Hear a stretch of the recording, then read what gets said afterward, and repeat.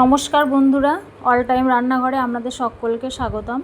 আশা করি সবাই ভালো আছেন এবং সুস্থ আছেন। তো আজ আমি আপনাদের করে দেখাবো খুব সহজভাবে এগরোলের রেসিপি।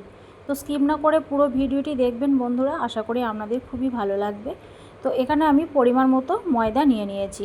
ময়দার মধ্যে স্বাদ মতো লবণ দিয়ে দিলাম, আর 1 চামচ মতো সাদা তেল কিন্তু এখানে ব্যবহার করব। আপনারা চাইলে কিন্তু ঘিও ব্যবহার করতে পারেন। তো এখানে একটুখানি খাবার সোডা অ্যাড করলাম। এখানে খাবার সোডাটা অবশ্যই অ্যাড করবেন, তাহলে খুবই নরম হবে। আর রাস্তার দোকানে কিন্তু খাবার সোডা অবশ্যই অ্যাড করে। তো সমস্ত উপকরণগুলোকে ভালোভাবে মিশিয়ে নেব, তারপরে তেলটা দিয়ে ভালোভাবে ময়াম দিয়ে নেব। এই ময়াম দেওয়ার কাজটা একটু ভালোভাবে করবেন, ধৈর্য ধরে একটু ময়ামটা দিয়ে নেবেন। দেখুন বন্ধুরা, আমি কিন্তু খুব সুন্দরভাবে ময়াম দিয়ে নিয়েছি। দেখুন, মুঠো করলে কিন্তু একটা ডোয়ে পরিণত হয়ে যাচ্ছে। এখন সুন্দরভাবে ময়াম দেওয়া হয়ে গেছে। তো এখানে আমি উষ্ণ গরম জল ব্যবহার করলাম। তো অল্প অল্প করে জলটা দেব, আর একটা সফট ডো তৈরি করে নেব।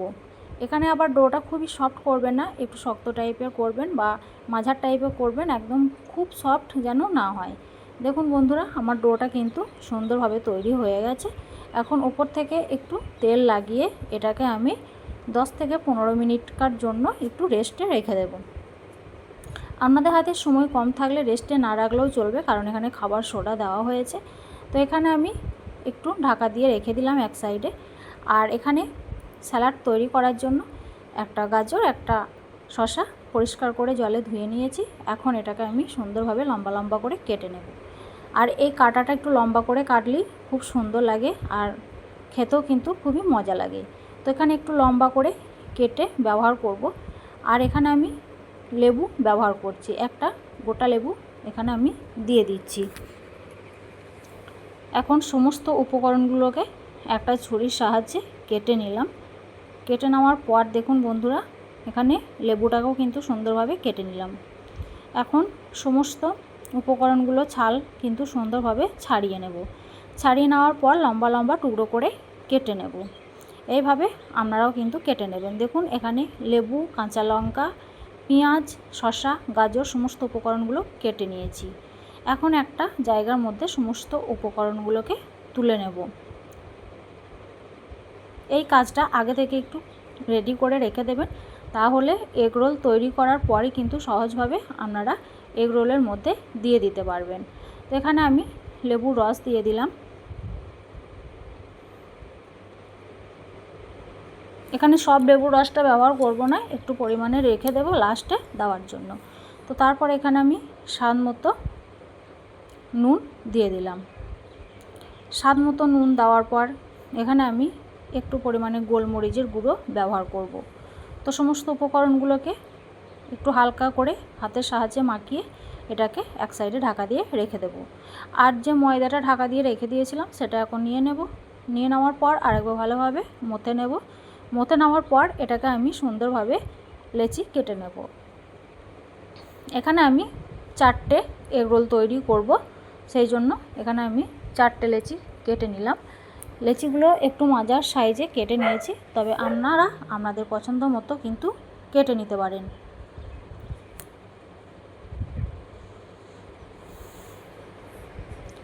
দেখুন বন্ধুরা, এখানে আমি 4টে লেচি কেটে নিয়েছি। একটা বোর্ডের মধ্যে একটু তেল লাগিয়ে দিলাম। তেল লাগানোর পর এটাকে আমি সুন্দরভাবে গোল করে বেলে নেব।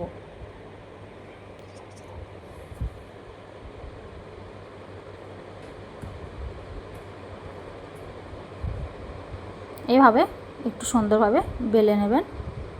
আর এটা কিন্তু একটু পাতলা টাইপেরই করবেন, তাহলে মোড়াতে কিন্তু খুব সুবিধা হবে। দেখুন, পাতলা টাইপের এখানে তৈরি করে নিয়েছি। এইভাবে আমি সবগুলো তৈরি করে নেব। তৈরি করার পর ওটাকে এক সাইডে রেখে একটা জায়গার মধ্যে এখানে আমি 3টে ডিম ফেটিয়ে নিলাম।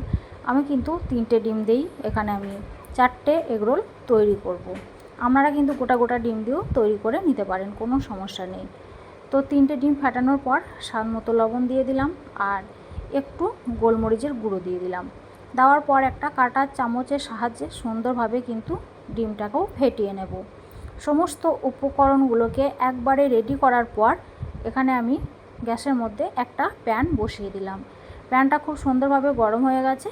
এখন একটু সাদা তেল প্যানের মধ্যে দিয়ে দেব।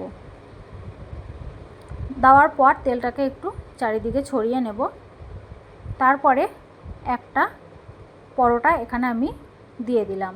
গ্যাসের ফ্লেমটা মিডিয়াম টু লো আঁচে রেখে পরোটাগুলোকে সুন্দরভাবে ভেজে নেবেন।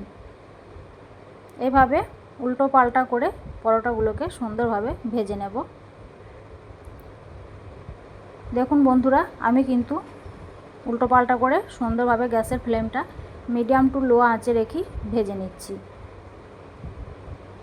তাহলে বন্ধুরা, ভিডিওটি যদি ভালো লাগে অবশ্যই লাইক করে দেবেন, কমেন্ট বক্সে আপনাদের মতামত জানাবেন। আর আমার চ্যানেলে নতুন বন্ধু হয়ে থাকলে প্লিজ চ্যানেলটি সাবস্ক্রাইব করে পাশে থাকবেন। এখন পরোটাটা ভাজা হয়ে গেছে, তুলে নিলাম। তারপরে আবার প্যানের মধ্যে অল্প পরিমাণে সাদা তেল দিয়ে দিলাম। দেওয়ার পর এখানে আমি হাফ হাতার মতো গোলা ডিম দিয়ে দিলাম। এইভাবে দিয়ে ডিমটাকে একটু চাড়িয়ে নেব সুন্দরভাবে। চাড়িয়ে নেওয়ার পর পরোটাটাকে দিয়ে দিলাম ডিমের মধ্যে।